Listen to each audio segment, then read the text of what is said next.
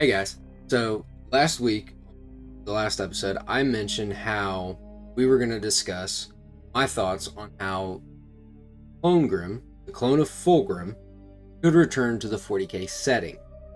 Now, basically, we all know that the real Fulgrim fell to chaos, becoming a Daemon Prince of Slaanesh, but his perfect clone, created by Fabius Bile, was uncorrupted until he started showing corruption like the real Fulgrim, and so Fabius Bile decided, I'm going to trade him away to Trazen the Infinite or uncorrupted Emperor's Children gene seed. So in this video, I will be discussing how I think perfect clone of Fulgrim could return to the 40k Warhammer setting, plus actually bring back somebody who would be really interesting in the lore to actually come back to the stories. Mainly for my own preference, and yeah. But I just want to say, if you guys like this video, please let me know. If you want to see more What If Warhammer stuff, let me know as well. And yeah, let's get into it. So now, to understand this What If, and we've kind of talked a little bit about Fulgrim, is the Emperor's Children Primarch of the 3rd Legion before he fell to chaos and became basically the boy toy of Slaanesh. Thirst, Prince of Pleasure, whatever you want to call it. But the long lost champion I am talking about that could possibly, in this hypothetical what if story, be brought to 40k setting as well, is actually one of the original founders of the Grey Knights, Epimetheus. And so Epimetheus, he was a hidden champion wandering the galaxy, lost to time. And eventually he was found by Abaddon, who, after a lot of stuff, I think including sewing a psyker, a living psyker, or a living blank, to his back. Not Abaddon's back, but Epimetheus' back. He traded him to Fabius Bile to do more experiments and other stuff. And then Fabius actually just sent him to the Daemon Prince, Fulgrim. But in this story, that's not what's going to happen. Instead, Fulgrim is still going to get him, but he's not going to have too long to actually toy with Epimetheus before he is actually liberated by Perfect Clone. So I'll just call him Clonegrim for short, just like everybody else. Clonegrim is walking through the halls of the Vexation, Fulgrim's perfect ship. Well, not perfect ship, it's the corrupted ship, personal.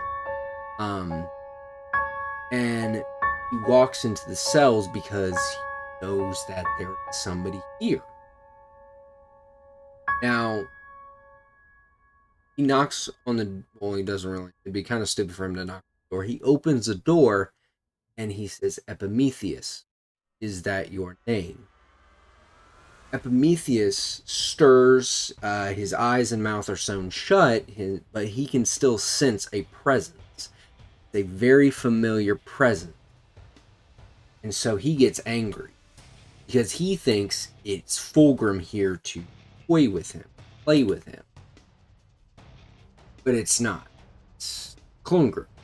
But he doesn't realize that. So, in a muffled voice, he says, that voice, Fulgrim, I will tear you apart. Even though he's a Grey Knight against a demon-corrupted Primarch, that's not going to happen. So he lunges, even though he's chained up, but the clone doesn't even. And, you hear the shackles just hit because he can't go fully. Clonegrim then goes and says, I am not him. I bear his face, yes. His memories, yes. But I am not the one, the serpent you hate. I am his shadow. I am here to free you. Now, Epimetheus does not believe. He's like, must be a lie. This must be a joke. This is a trick. Something to let my guard down. But Clonegrim does something he doesn't expect. He actually frees him from his chains. He feels the weight of his chains basically give way. So, what he does is, since he, let him go, he's not going to kill him immediately. He's not going to try to fight him. He's not going to try anything. And what they get into is they basically kind of sneak their way off the ship without anybody really realizing, even though I feel like it would be very hard. There must be tons of people and demons on the ship, but they'll manage to get away. They quickly escape the vexation without being caught. And the first thing they do is I didn't figure this part out, I will admit that, but I think that they will immediately try to go to Rabute. And pretty much they're just gonna plead to him, hey, we want to help you fight Demon Fulgrim. Because last time you went up against him, it didn't turn out too hot. You ended up in a 10,000 year coma because he slit your throat. Well, Clonegrim and Epimetheus, after kind of sneaking their way, they're pretty good at sneaking. I think Corvus Corax and Conrad Kurz might be proud. But so on the command chamber of the Indomitus Crusade, Guilliman stands over a hollow, plotting his strike against Fulgrim and his forces.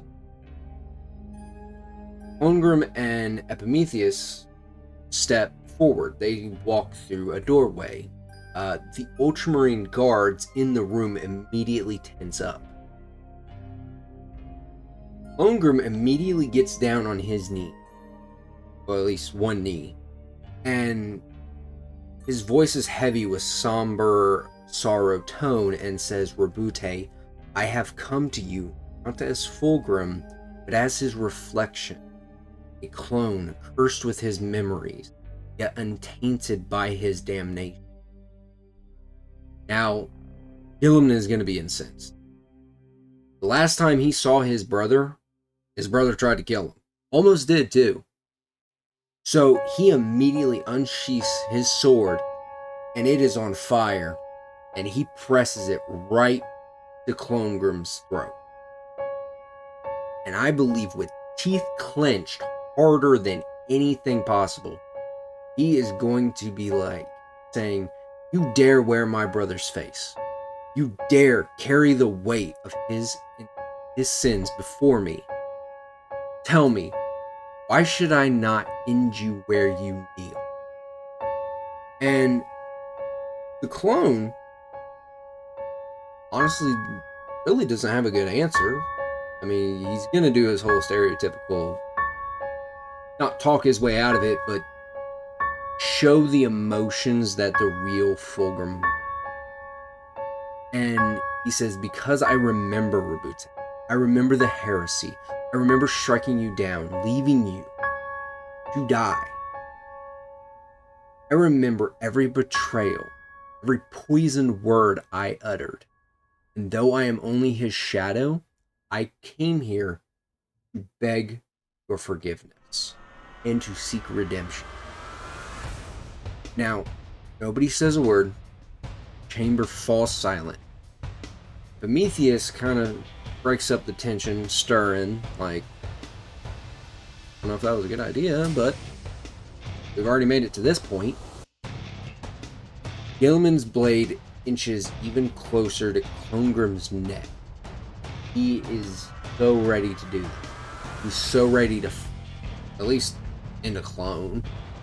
But he starts breaking with his rage. Like, he's still super mad. And he says, forgiveness from you. You are not my brother. You are his mockery. A tool. You came here knowing you would die. Tell me, clone, what is your true goal? And Clonegrim is practically just gonna admit and say to face him. To face the demon he became.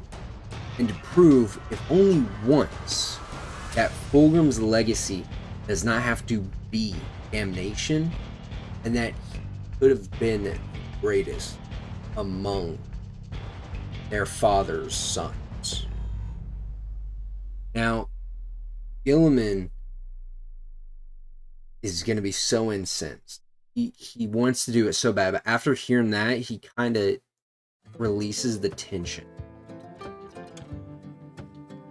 But that's where I'm going to end it here, because it could go a multitude of ways, and I honestly think this could be a very good way to bring Fulgrim into the whole, or Clonegrim, into the whole Warhammer 40k setting. And same with Epimetheus. Yeah, he didn't do much, but I think just having him there would have actually got him a lot closer to Rabute.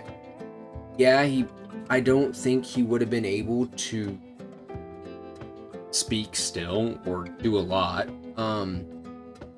But I still believe there might have been a possibility, even if it was just a little.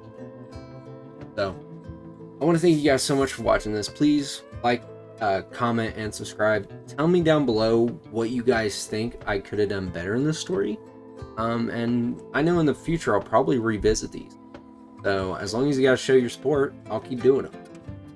Thank you guys for watching so much, and I hope you guys have an awesome day.